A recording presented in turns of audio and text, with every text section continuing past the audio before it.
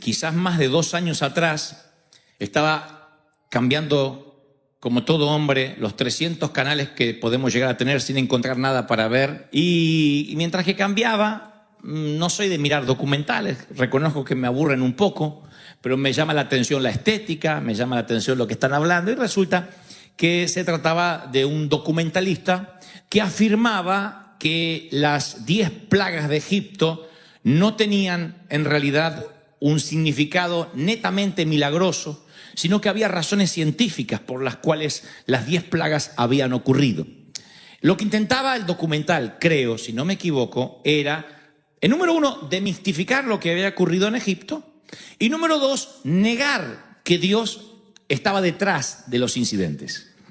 Entonces, una y otra vez dice, mientras, con esa voz que ponen los documentalistas doblados al español, ¿no es cierto? Que debe ser un mexicano que lo dobla al neutro. Y dice, seguramente ustedes creen que lo que ocurrió en las plagas de Egipto se trata de la mano milagrosa de Dios. Pero no es la mano milagrosa de Dios lo que nos sorprende hoy, sino lo científico, lo real, lo que realmente puede comprobarse a través de la naturaleza. Mito, ficción, ¿existe Dios? Usted sacará las propias conclusiones. Así que me quedé. Y empezaron a explicar las plagas. Entonces cuenta que cuando relata el incidente de las 10 plagas de Egipto, todo el mundo conoce la historia, pero igual no me gusta dar nada por sentado. Moisés, de parte de Dios, comisionado por Dios, va a presentarse al faraón, que era el comandante en jefe de la época, y le dice, libera a los judíos, libera al pueblo de Dios, libera a mi pueblo, dice Dios.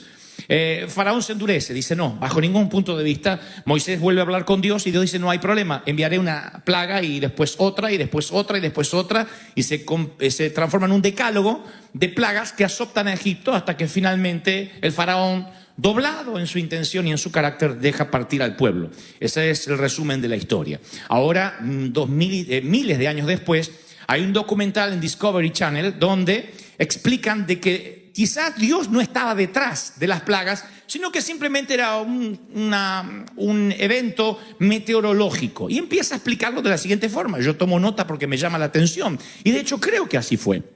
Para ese entonces, cuando comienza la serie de plagas, hay que tener en cuenta la explosión de un volcán, el Santorini, que está comprobado, científicamente comprobado, que en los tiempos de Egipto, donde vivía Moisés, a 800 kilómetros de allí, ese volcán comienza a tener una erupción, explota, y entonces se produce un terremoto que rompe las bolsas de aire subterráneas. Esto ocurre, no ha ocurrido aquella vez solamente, sino que siguió ocurriendo en el mundo. Y cuando ese gas subterráneo, causado por un volcán, que tiene un alto contenido en hierro, se rompe, el agua sale al exterior con un color rojizo. Al mezclarse con el agua, esas bolsas de aire llenas de hierro transforman el Nilo en lo que se ve un río de sangre.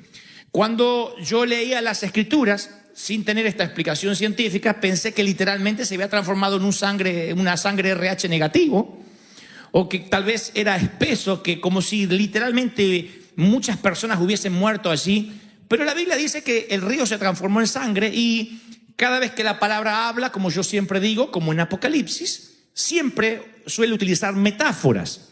Así que sigo mirando el documental del Discovery y dice que el río Nilo se transforma en sangre porque se vuelve rojizo. Eso hace que la gente, los seres vivos que están allí mueran inmediatamente porque pierde el oxígeno, el agua. Claro, los peces se mueren, pero las ranas pueden estar dentro y fuera del agua. Así que cientos de miles de ranas, y esta es la segunda plaga, salen al exterior porque tienen que huir de las aguas contaminadas. Además, ellas encuentran abundante comida en el exterior, y entonces ya tenemos el río convertido en sangre y las ranas afuera. Cuando hay agua contaminada y por consecuencia estancada, y un montón de peces muertos, pescados que no son pescados, son peces muertos, no fueron pescados por nadie, pero empiezan a flotar. Eso hace que sea un caldo de cultivo para que los mosquitos aniden y se multipliquen con rapidez. De allí la tercera plaga. Cuando hay un montón de mosquitos y sin agua limpia y aguas contaminadas, el ganado empieza a morir. Aquí es la siguiente plaga. Cuando el ganado está muerto y esos cuerpos pútridos empiezan obviamente a descomponerse, más las aguas contaminadas, se desarrolla peste. No hay antibióticos en Egipto, y de allí las úlceras, los granos en la gente.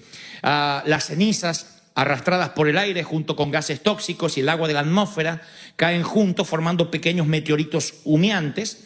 A la vez que esto trajo ese gas tóxico, llega a cierto punto de la atmósfera y se entremezcla con la humedad y caen como si fueran hielo y fuego a la vez. Esa es la otra plaga. Tiene que ver con la explicación científica. El hombre seguía diciendo, ¿realidad o ficción? Pero espere que le cuente más. Y yo sigo anotando. El cambio de clima, las heladas de Egipto atraen a las langostas, que solo vienen cuando hay un cambio de clima y arrasan con los sembradíos. Las cenizas volcánicas crearon nubes que tapan la luz del sol, y esa es la plaga de las tinieblas.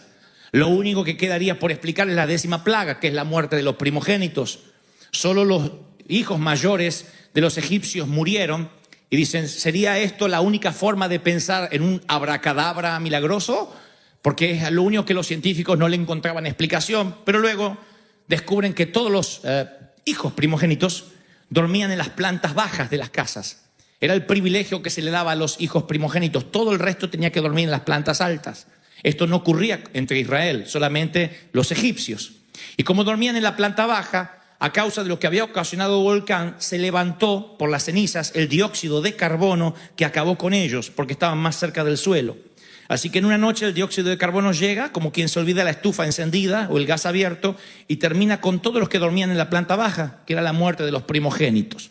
Ahora, cuando termina el documental, dice una vez más el documentalista que saquemos las propias conclusiones, si Dios estaba en esto o no. Y yo terminé de ver el documental y alabé a Dios más que nunca, porque por fin le encuentro una explicación a lo que Dios hizo. Porque digo, claro, entiendo más esto, que Dios use su propia física, su propia química, su propia naturaleza para hacer las cosas.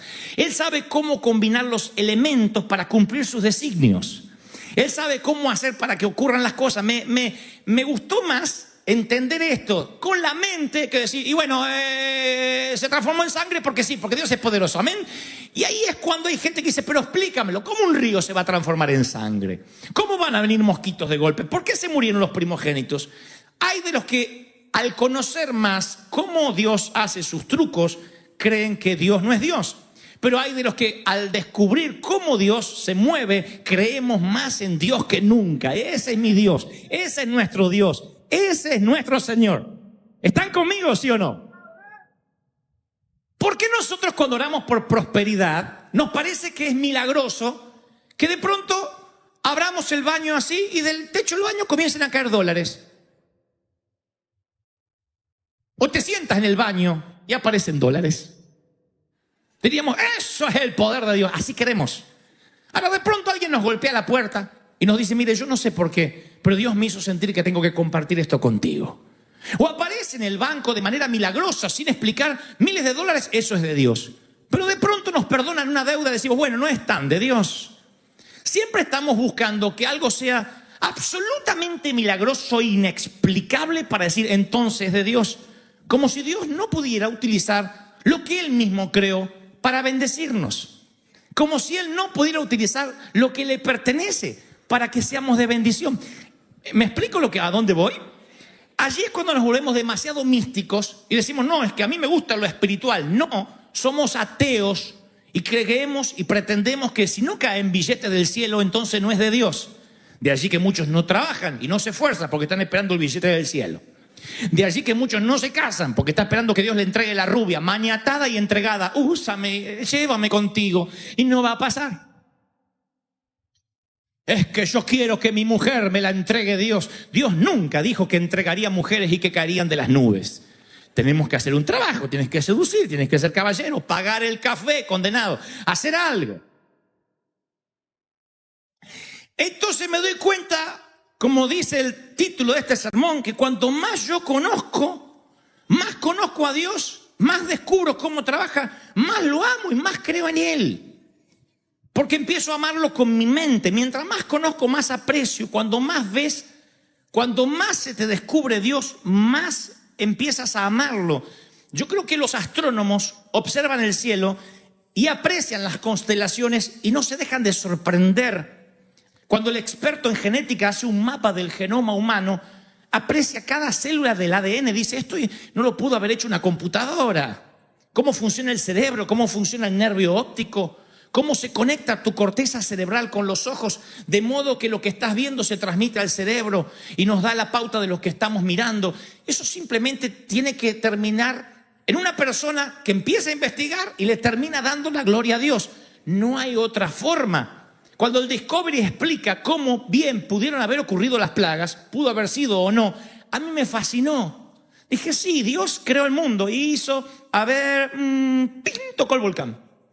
Y con tocar el volcán, sabiendo Dios que este faraón era un cabezón que se iba a endurecer y endurecer y endurecer, dijo, con que toque este volcán se producen 10 plagas por efecto dominó.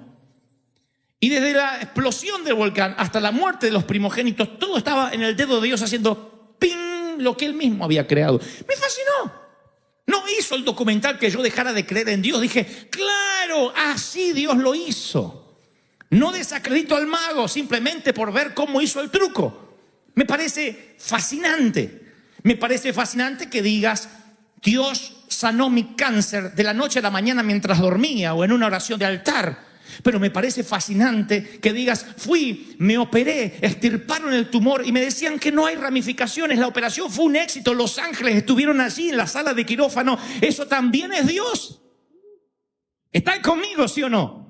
No estamos desacreditando a Dios.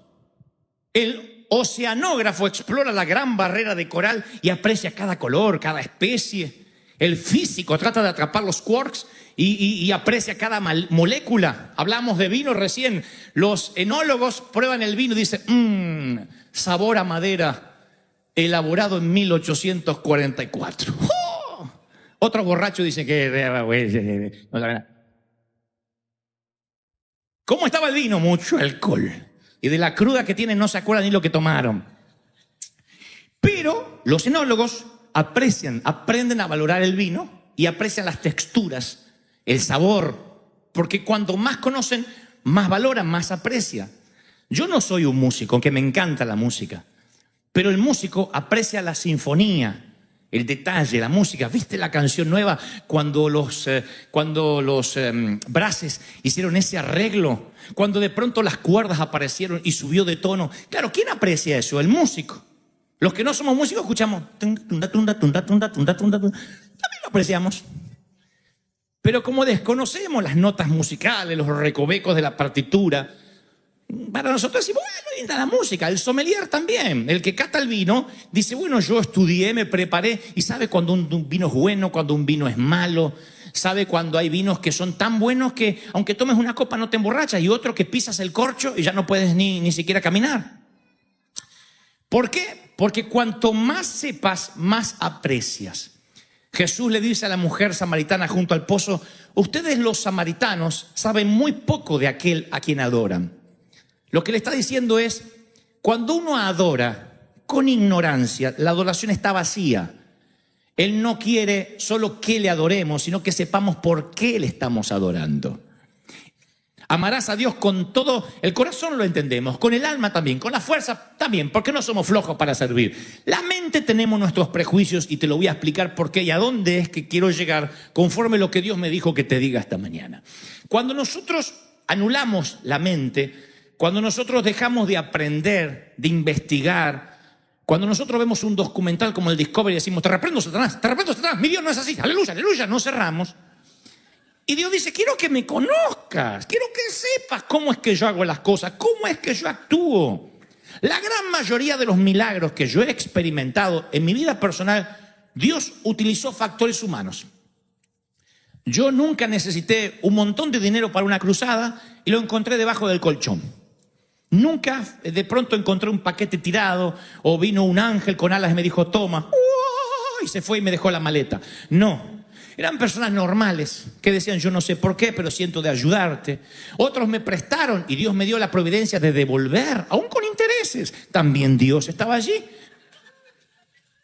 ¿Por qué siempre pensamos que si hay una abracadabra detrás, entonces Dios está? Y si Dios usa lo normal, lo común, lo que Él creó, porque el diablo no creó nada. El diablo no creó nada, es Dios. Si aún el diablo es creación de Dios y sirve para los propósitos divinos, aún el diablo. Ustedes deben recordar aquella vieja historia de la señora que decía: Señor, Padre, danos de comer que no tenemos, danos de comer que no tenemos. Y el vecino ateo de al lado dice: le voy a jugar una broma, y entonces le golpea, toca el timbre y le deja un pollo rostizado ahí, con papas al horno. ¡Qué rico! Se lo pone ahí y le pone un cartelito: esto no viene de parte de Dios, que no la está escuchando, viene del diablo. Cuando ella abre y dice: ¡ay! Cuando uno ora hasta el diablo obedece. Gracias, Señor. Eso es bueno. Eso es el milagro de Dios. ¿Sí? Reconocer que Dios va a usar. Miren, Dios nos dio la capacidad de seguir aprendiendo hasta que muramos. El aprender, y escúchenme los más jóvenes, díganme alguien amén para que no me sienta que estoy en un geriátrico. Aprender no es un lujo, es una cuestión de mayordomía. Pero en algún lugar de la vida, puede pasarte a los 18 o a los 50, dejas de ampliar la mente y comienzas a vivir de recuerdos. Ese es el principio de la vejez. ¿Cuándo envejeces? No cuando tienes más celulitis y estrías. Eso es que el cuerpo ya no es lo de antes. ¿Cuándo envejeces? No cuando la ley de gravedad se cobra a sus víctimas. Miren qué delicado para decir que se te cayó.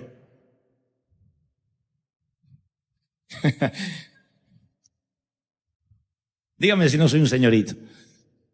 ¿Saben cuándo envejeces? Cuando empiezas a vivir de recuerdos. Cuando todo lo bueno de la vida te pasó ayer y no mañana. Cuando dices: qué feliz que era, qué lindo cuando estudié, qué lindo cuando me casé, qué lindo cuando tuve un hijo. Cuando todo está atrás, cuando vives mirando un álbum de fotografías con nostalgia, entonces empiezas a envejecer. Cuando tú todavía tienes esperanza y miras para adelante, te mantienes joven, porque la mente se sigue ampliando, y rara vez una mente que se amplíe regresa a su tamaño original. La mente es como un músculo que se va ampliando, ampliando, ampliando. Yo creo en el open mind y no lo relaciono con el libertinaje, lo relaciono con alguien que está abierto a la creatividad de Dios, a lo que Dios todavía puede hacer, porque Dios no dejó de crear en el sexto día. Dios sigue creando. Pero cuando uno cierra la mente, ese día deja de vivir y comienza a morir, porque deja de aprender. Hay algo que se llama el síndrome del desuso. Si dejas de usar cualquier parte de tu cuerpo, incluso la mente, se atrofia. Y yo no he visto mentes tan atrofiadas como dentro de la iglesia cristiana. He recorrido el mundo y las mentes más atrofiadas están dentro de la iglesia. No estoy hablando de ignorancia por falta de capacidad académica. Universitarios conocí con mente atrofiada. No hablo de capacidad de estudio, hablo de mente que en desuso se atrofiaron, que empiezan a pelear por tonterías, por idioteces, que si lo razonaran un poco como Dios manda razonar. Salomón pide sabiduría. Si usar la mente fuera un pecado, Salomón no habría pedido sabiduría. Si la mente fuera un problema, el Señor no diría: me amarás con toda tu mente. Pero nosotros nos atrofiamos cuando dejamos de pensar. Recuerdan que un día les conté que se me ocurre subir una foto de un arbolito navideño en las redes sociales. Me liquidaron de un montón de iglesias que ese árbol satánico, diabólico, va a arder al infierno. Un puertorriqueño me dijo: ¿sabe cuál es el problema? Esas bolas son las bolas del diablo, me dijo. Me robó la inocencia, no pude ver el árbol. Ahora miro el árbol y digo: ¡Sotona! O me dan ganas de pateárselas, ¿no? Y digo: le rompí las bolas al diablo. Yo digo, claro, y cuando me escribe eso alguien, yo voy a su perfil. Digo: debe ser pobrecito, un iletrado, universitario, apóstol distinguido, doctor en divinidades, con la mente atrofiada. Y no estoy defendiendo el arbolito o no. Lo que estoy defendiendo es cómo alguien inteligente va a reducir una grieta, me va a poner a mí en la vereda del infierno porque hay un arbolito en mi casa. ¿Ves? O sea, a eso me refiero. Cómo la mente puede entrar en desuso de modo tal que repetimos como logros y no razonamos. Mi interés no es producir una iglesia de logros que repitan lo que dijo el apóstol, lo que dijo el pastor, diga que está a tu lado, volteate, Dios le bendiga, Dios le bendiga, Dios le bendiga, dijo el apóstol. Porque en la semana nadie te va a hacer repetir nada, yo no estoy. Y a mí mi maestra de la escuela primaria me decía: si ustedes no lo entienden y no lo razonan, algún día yo no voy a estar. Razone, Gebel, no repita de memoria. Preposiciones, Gebel. Ante, bajo, cabe, con, contra, detrás, hasta para, por, según, sin, sobre, tras. ¿Dónde se usa esta palabra? No tengo la menor idea. Razone. Y no sé por qué tenemos tantas inseguridades de los ministros que no queremos que las ovejas razonen. No queremos que piensen. De allí el síndrome en desuso. Yo leía las encuestas que el graduado promedio de la universidad lee un libro al año. Un libro al año. El graduado que se recibe, si acaso lee un libro al año. Y mi pregunta es, ¿para qué gastar tanto dinero en la universidad si después vas a dejar de aprender cuando te gradúes? ¿Por qué hay gente que deja de leer? Porque ya se recibió y cree que no tiene que aprender más. Educación deriva de dos palabras que significan sacar hacia afuera. Fíjense qué diferente a lo que pensamos que educación es amontonar adentro. Sacar hacia afuera es, educar significa despertar tu curiosidad. Decir que tiene que haber más, quiero aprender más, despertar la curiosidad. A mí me gusta hacer como los chicos. Cuando me encuentro con una mente atrofiada por el legalismo, le pregunto, ¿por qué? Porque sí. ¿Pero por qué? Porque las cosas de Dios no se razonan. No. ¿Por qué estás defendiendo a capa y espada algo que no te pusiste a razonar? ¿Por qué? Porque las críticas siempre son ¿por qué no hace llamado al altar? ¿Por qué no tienen seguimiento? ¿Por qué no tienen células? ¿Por qué? Yo le digo, ¿y por qué hay que tenerlas? No digo que esté mal, digo ¿por qué? Si a mí me da una explicación racional, entonces satisface mi mente. Ahora, yo creo que hay cosas que se aceptan por fe. La creemos. El diezmo, la obediencia, la mayordomía, son cosas que operan por fe. Hasta ahí estamos de acuerdo. Pero después hay cosas que hay que razonar. Pablo dice que el pecado es un tema de conciencia, básicamente. Él tiene una crisis allí, porque de pronto dice, hay que comer carne sacrificada a los ídolos. Había carniceros que sacrificaban esas carnes a ídolos paganos. Y después que sacrificaban, oraban, o sea, en vez de como tú oras por los alimentos, ellos le decían al Baal o a quien sea, que bendiga la bola de lomo esa que se iban a comer. Bendice este taco, Baal. Y antes de comerlo, lo llevaban a la mesa. Allí la discusión, yo no voy a comer comida que ha sido dedicada a otros dioses. ¿Qué hacemos? Y Pablo tiene una idea genial. Dice, hacemos una cosa. Si comer carne sacrificada a los ídolos no te produce nada, dice, yo la bendigo. Es como cuando a mí me han dado dinero y dice, hermano, este dinero es para usted. Yo lo bendigo y lo uso para el reino. Yo no estoy controlando si pagas el IRS, si el número del Social Security es uno que te inventaste en una madrugada. ¿Se entendió la metáfora? Bueno, bendecimos y se utiliza. Pablo dice, si comer carne sacrificada a los ídolos te trae un problema de conciencia, que dice, estoy en pecado, no comas. Porque eso va a cerrar el grifo a lo que Dios tenga para darte. Hay hermanas que dicen, hermano pastor, yo fui a una iglesia y no usaban mantilla. ¿Vieron el tul que se ponen las damas en algunas iglesias sobre el cabello? Y hay hermanas que si se olvidan la mantilla no entran a la iglesia porque se sienten en pecado. Y no es que uno dice, qué ignorante. No, ella siente que está fallándole a Dios. Bueno, anda y busca la mantilla porque no vas a poder fluir. Porque vas a sentirte como aquellas se ponen la minifalda y están todo el tiempo así. Yo digo, ¿por qué no se la ponen larga si van a estar todo el tiempo así? O mostrá o vestirte como la gente. ¿No? ¿Por qué? Porque la inseguridad hace que te cierres. Para ponerse un traje así hay que tener personalidad. Si yo voy a estar... No me miren a mí, miren al Señor, no me miren a mí. Ay, no, es que no tenía otro color. No, ponen vestita de negro, condenado. Ahora, si estás seguro, te gusta, y eso no va a impedir el fluir, tienes que investigar y ver cómo funcionas. Y Pablo dice, si comer carne sacrificada a los ídolos te va a causar un problema de conciencia, no comas. No está hablando de los pecados capitales, los que sabemos que son pecados. Estamos hablando de la periferia. Lo que decimos, ¿qué hago? ¿Se puede escuchar un bolero cristiano? ¿O me tengo que arrepentir y no tomar la cena porque escuché a Manzanero? Yo tengo esta respuesta. Si escuchar una canción secular va a hacer que el domingo después te sientas con culpa, que me siento mal, me siento sucio, no escuche, no salgas de Marcos Witt, Marco Barriento y los marcos que vayan apareciendo, no salgas de ahí. Si dice, no, yo puedo escuchar un bolero, porque la música fue creada por Dios. Las sinfonías fueron creadas por Dios. Claro, no vas a escuchar una música que apele al sexo promiscuo, que apele a lo satánico, que también lo hay. Es como elegir la película que vas a mirar en Netflix. Hay películas que incitan a lo malo y hay películas que de pronto son divertimento y ya. Entonces tú tienes que elegir qué te edifica y qué no.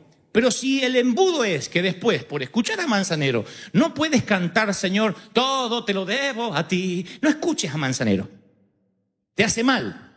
¿Me explico lo que trato de decir? Ahora, si puedes ampliar la mente, y esto no es ampliarla en tema de pecado, si puedes decir, yo sé lo que me edifica y lo que no, yo sé lo que glorifica a Dios y lo que no lo glorifica, así es cuando tu mente se empieza a abrir, Dios empieza a ensanchar el sitio de tus estacas, porque se te despierta la curiosidad. Hay algo que no me deja dormir a mí, es la cantidad de formas y maneras que debemos todavía tener y no descubrimos de cómo predicar el Evangelio de Cristo, sin cambiar la esencia. Yo soy un predicador muy tradicional, soy un predicador de las mismas cosas viejas, solamente que lo predico de una manera nueva. Pero no cambio la esencia. Dios es el mismo ayer, hoy y por los siglos. Pero siempre es mejor encontrar un defecto en la nueva manera de hacer las cosas que hacer una autocrítica en las viejas maneras de hacer las cosas y preferimos no cambiarlas. Mi pastor alemán, no el perro, un pastor que nació en Alemania,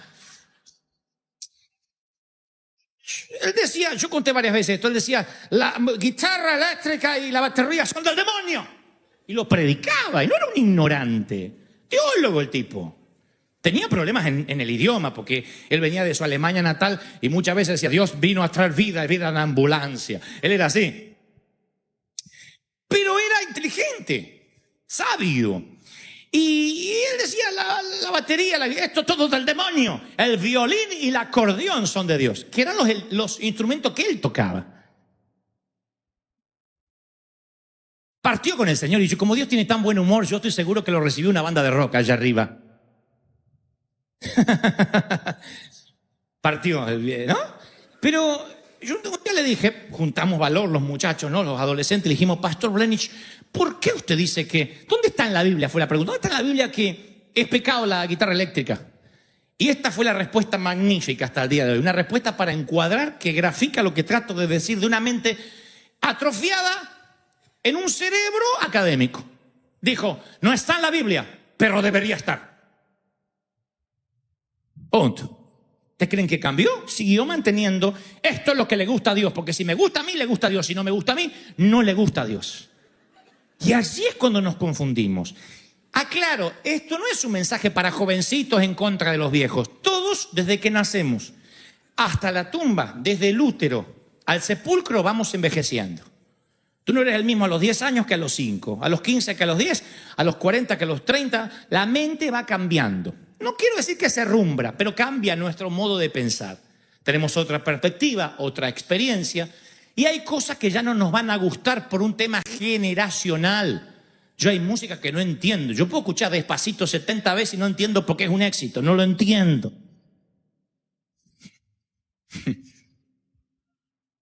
Ya estoy fuera del universo de los que entienden que es un éxito porque tiene tal música y tal ritmo. Yo no lo entiendo.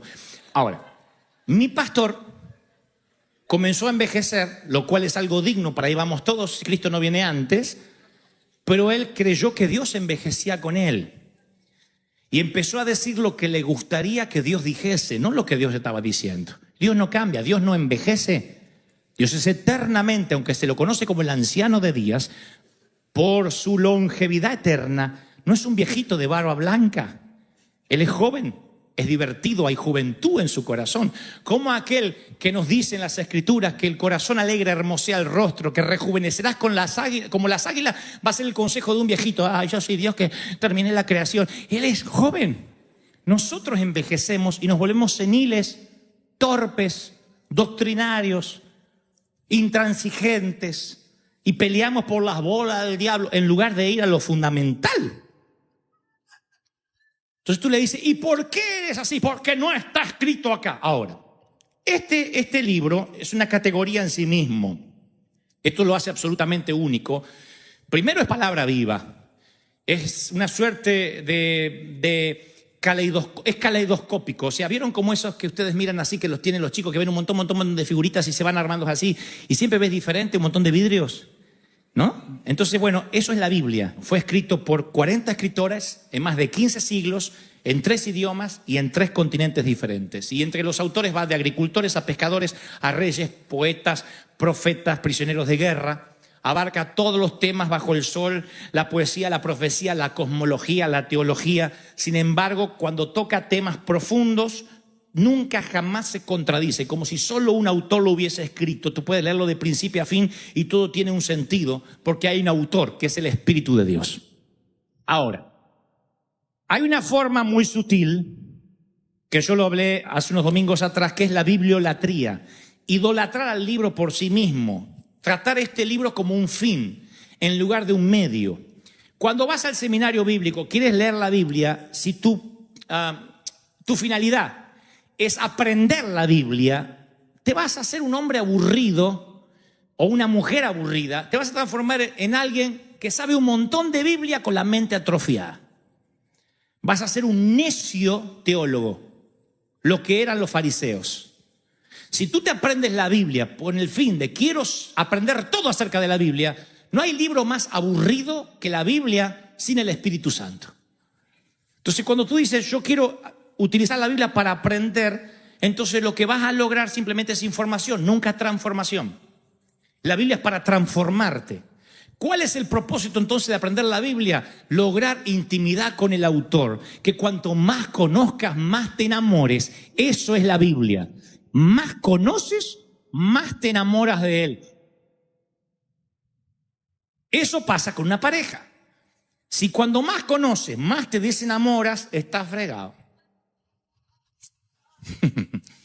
Porque lo que tuviste no fue amor, fue deslumbramiento. Y cuando la gente llega a la iglesia y hay un evangelista y que todo el mundo se va a caer y todo el mundo se va a recibir, reciba ahora, hay un montón de gente que se deslumbra, ay, estoy loca por el Señor, estoy loca por el Señor, aleluya, aleluya, aleluya. A los 3 meses están caídos de la fe. Dice, ¿cómo fue? Si estabas tan lleno de Dios, se deslumbró. No abrió la mente para conocer más a su Dios.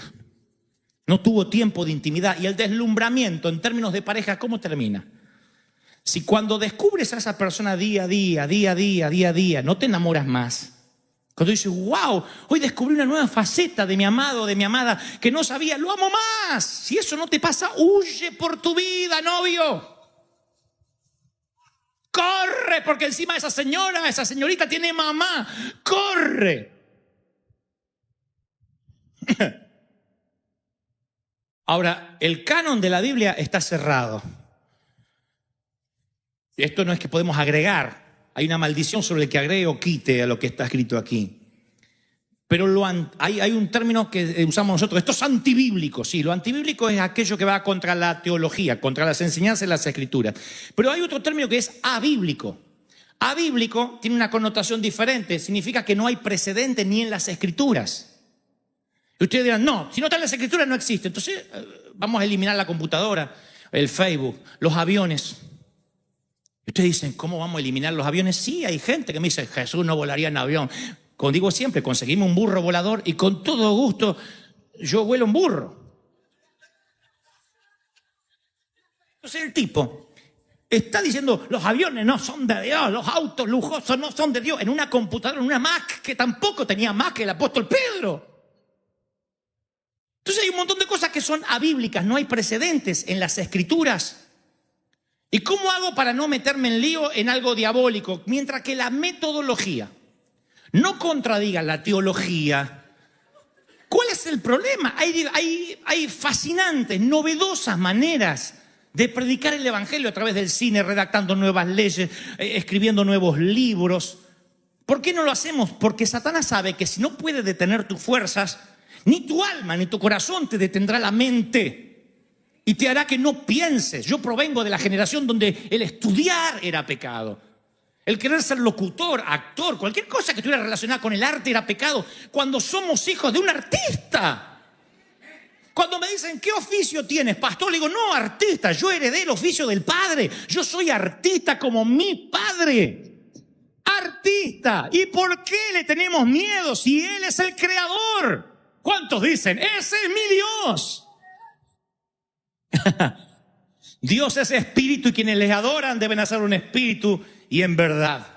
Yo me atrevo a pensar que muchas congregaciones Hay gente que si uno detendría la adoración y le preguntaríamos, ¿por qué adoras? No sabrían por qué, no tendrían respuesta. Porque pensamos que lo espiritual y lo intelectual son excluyentes. Si estás pensando no puedes adorar y si adoras no puedes pensar. Y la mente y el alma no son enemigas, no hay una dicotomía, son aliadas. Un gran amor nace de un gran conocimiento.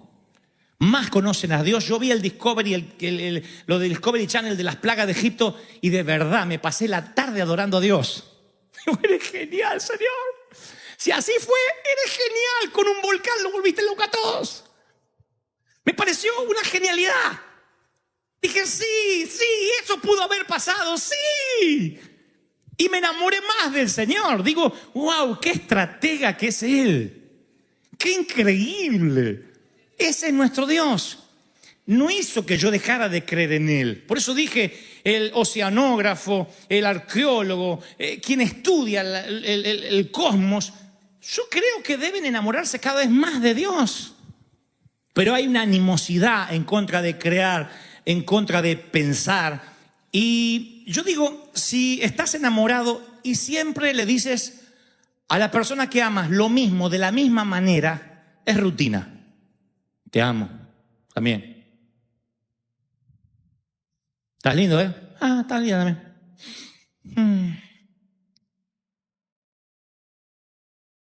Si estás enamorado, buscas nuevas formas de decir lo que sientes. Esto es para los novios, los solteros, esto va por la misma ofrenda, ¿eh? Si estás enamorado, busca las maneras de decir, sabes, te conozco más y más me sorprendes y vi esto que no había notado ayer. Uy, no noté, qué bueno, qué inteligente que eres, y qué bueno, qué lindo. Y ella, él, pero tú eres tan caballero, ay, tan generoso. La propina que dejaste, el tip que dejaste ahí me sorprendió. 50 centavos de dólar así. Es que soy de River Church. Busca nuevas formas. La palabra dice que debemos adorar a Dios con canciones nuevas, cántico nuevo, con salmos nuevos. Porque Dios sabe cómo funciona nuestra mente. Entonces, cuando nosotros decimos, no, a mí no me gustan las canciones nuevas porque yo soy fiel a la senda antigua. La senda antigua no es defender lo que te gustaba cuando eras joven. Permanecer en la senda antigua es ser fiel incluso a los cambios de Dios. Es ser fiel a lo que Dios quiere hacer. No consiste en mantener el fuerte en pie, en hacer las cosas como siempre. No consiste en defender la doctrina. La fidelidad es la valentía para enfrentar el evangelio de un modo nuevo, creativo. Que Dios diga, mira, esta es la manera de hacerlo. Vamos, si Dios está en eso y no contradice la teología, vamos. No sabes hasta dónde Dios te puede llevar. Dios puede darte compañías nuevas, inventos nuevos. Este es un país donde la gente se ha hecho rica de la noche a la mañana con un invento, con algo que se les ocurrió. Capaz que lo inventas en Colombia, en México, en El Salvador, en Argentina y te roban el invento. Acá haces el copyright, lo registras y Dios te puede dar. Y contamos con una ventaja. El Dios creativo es tu Padre. Tu Padre. ¿Por qué hacen las cosas como vimos que se hicieron siempre? Cuando Dios te puede dar cosas nuevas, creativas, donde de pronto, ¡wow! No lo había visto. Eso es la sabiduría que Dios te da. Dios le da la estrategia a Gedeón. Dios le da el modelo a Salomón y le dice, no te muevas del modelo que te muestro. Dios te da el modelo. Dios es el gran arquitecto. Te puede dar el modelo para tu compañía, el modelo para tu matrimonio, el modelo para tu empresa, el modelo para tu ministerio. ¿Por qué salir a imitar lo que otros hacen? Es que no me quiero mover de la senda antigua, decimos con la mente estrecha. La senda antigua no es una senda vieja. Es la senda de siempre, pero todos los días hay algo abíblico. ¿Qué es abíblico? No antibíblico, abíblico. Cosas que ojo no vio, ni oído yo, ni han subido a tu corazón, ni están escritas aquí. Son las que yo tengo preparadas para ti. Alguien tiene que decirme, amén, aleluya, santo eres. Y entonces ahí valoras la autenticidad. Yo hace unos años estaba intentando ser un pastor, ahora estoy intentando ser Dante Gebel.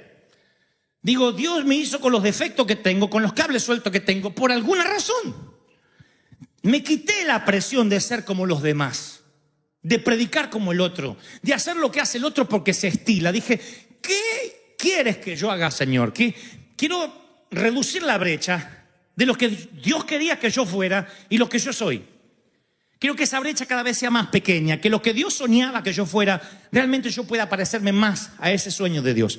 Para eso, lo que tengo que entender es que debo abrir la mente todos los días. Cada vez que oro digo, Señor, ¿qué nuevo quieres hacer hoy? ¿Qué quieres hacer hoy en el servicio? Esto no es hacer un loquito por la vida y no tener planes. Significa estar abierto a nuevos planes de Dios, a nuevos proyectos del Señor, a nuevas estrategias de Dios. Eso pasa en todos los órdenes. Pídele creatividad a Dios. Dile, Señor, abre la mente. Y no es que la creatividad viene así y te cae la creatividad. Sale de acá. Dice la palabra que Samuel reveló lo que había en el corazón de Saúl. Yo te voy a decir esta palabra, no te la olvides nunca. Tú eres mucho más inteligente, y no te estoy pasando la manito para quedar bien. Tú eres mucho más inteligente de lo que crees. Tienes mucha más sabiduría de lo que jamás hayas soñado. Eres más apasionado de lo que jamás creíste que podías serlo. Nada más que a veces crees que eres lento, torpe, falta de sabiduría y frío, porque eso te han dicho que eres. Pero tan pronto descubras lo que Dios puso aquí desde la matriz, desde el vientre de tu madre, te vas a sorprender de todo el potencial que tenías. Cuando llegues al cielo va a haber, creo, un televisor o una pantalla grande donde Dios te va a mostrar tu vida y lo que pudo haber sido tu vida conforme viniste equipado de nacimiento. Lo que pudo haber sido tu vida si le creías a Dios. ¿A dónde pudiste haber llegado? Y allí el Señor dice que enjugará todas lágrimas. ¿Habrá lágrimas en el cielo? Sí. Frente al tribunal de Cristo, cuando nos muestre todo lo que pudimos haber hecho. Como pastor, llevo casi 10 años apenas de pastor. Antes era evangelista. Yo he estado en varios lechos de muerte. De personas octogenarias, de 90 años, 70 años. Nunca escuché en un lecho de muerte a alguien arrepentirse por lo que hizo. Le decía, ¿quiere arrepentirse de algo? No, yo ya arreglé mis cuentas con Dios. Lo que me arrepiento es lo que no hice. Lo que no viajé. Lo que no amé.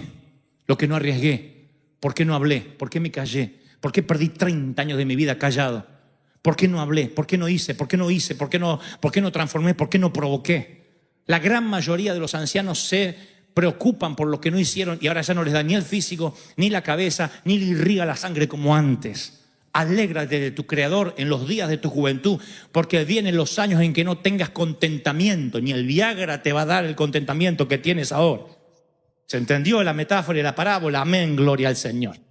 Entonces, este es el tiempo donde tú te tienes que alegrar y decir, Señor, yo necesito entender que Dios me dio el hoy. Alguien tiene que decirme amén. Dios te dio el hoy. Y tienes que decir, Señor, dentro de lo que es tu santidad, dentro de lo que es la teología, dime cuál es mi máximo potencial. Ensancha mi mente y no te vas a sorprender. Dios te va a dar estrategias, métodos en tu ciudad, en tu país, en tu nación. No es hacerse el loquito, el rebelde porque sí, me voy a hacer el Che Guevara. No. Tampoco la rebeldía como postura sirve. Porque si es una postura es hipocresía, aunque parezca innovación. No estoy hablando de hasta el rebelde, voy a venir sin corbata, voy a venir en short porque yo soy nuevo. No. Estoy hablando de ideas creativas. Cosas que nadie pensó y que Dios las tiene allí para dártelas. Si te pones a orar, cuando vas a hacer tus facturas, tus propuestas, cuando vas a escribir un guión, cuando redactas tu hoja de vida, dile, Señor, dime qué es lo que yo puedo aportar a esta tierra, de modo que cuando me vaya sepan que yo estuve aquí. Y Dios dice, te daré favor y fama para con los hombres y con los de afuera. Se lo dijo el profeta, he aquí yo te daré favor para conmigo y para con los hombres. Ensancha la mente. Dios es el principal marketinero. Él maneja el branding y la marca como nadie, jamás. Él sabe cómo hacer para que tu nombre esté donde tenga que estar, de modo que tú le des la gloria a Dios y seas una lumbrera. Él sabe cómo colocar a José, llevarlo desde una cárcel o de la esclavitud al primer puesto al lado del faraón. Él sabe cómo hacer que el Dios de Daniel sea el Dios a que todo Babilonia adore. Él sabe cómo transformar la oscuridad en luz, cómo llevarte de lo más bajo a lo más alto. Dios dice, es palabra de Dios. Alguien tiene que decir amén. ¡Aleluya! ¿Cuántos reciben esta palabra? Dígame amén. ¿Cuántos vamos a abrir la mente? ¿Se atreven a decir yo quiero abrir mi mente? Porque yo se lo digo al Señor, no estoy diciendo, ustedes que son ignorantes. No, los que nos creemos inteligentes, abramos la mente. Porque la letra sin Espíritu Santo es ley. Y la ley atrofia. Hay que ser atrofiado, che, para estar dentro de una sinagoga predicando de un Mesías que algún día va a venir y afuera entre la chusma, entrando en un burro, el Mesías y no verlo. Imagino a algunos sugieres que salen de ahí, paren la chusma, ¿y quién es ese en el burro? Sáquenlo de acá que estamos esperando el Mesías. Hay que ser ignorante. El Mesías pasando por la puerta y ellos teniendo servicios puertas para adentro. ¿Creen que esto es la gráfica de la ignorancia? Espera que les muestre tantas iglesias que ahora están cantando y Cristo en la vereda. Mirando la hora y diciendo, uy, se pasó la hora, ya está, me tengo que ir. Tengo reservas en Macaroni. Hay que ser ignorante, ¿no? Para correr con la reserva de Macaroni y perderte lo que Dios te está hablando. Hay que ser necio y tener la mente atrofiada. Eso sí, no pongo bolas del diablo en mi arbolito. ¿Y de verdad se piensa que eso le va a preguntar el Señor en el cielo? ¿Tú ponías bolas del diablo? No, pasa. ¿De verdad? No, porque a lo mejor creen que de verdad le van a preguntar eso. Que tenían que cumplir una ley, un estatuto. El otro día, ya hace varios meses, estoy saliendo de un baño en un sitio público y alguien me dice, yo lo escucho a usted pero a escondida porque mi pastor no quiere que yo lo vea ni lo escuche. Está bien.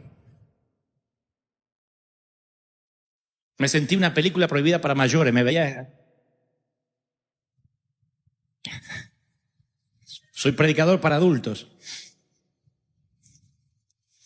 Le digo, está bien, no hay problema, no hay problema. Y después me dice, ¿y sabe por qué no lo quiere? Porque dice que usted no parece un pastor.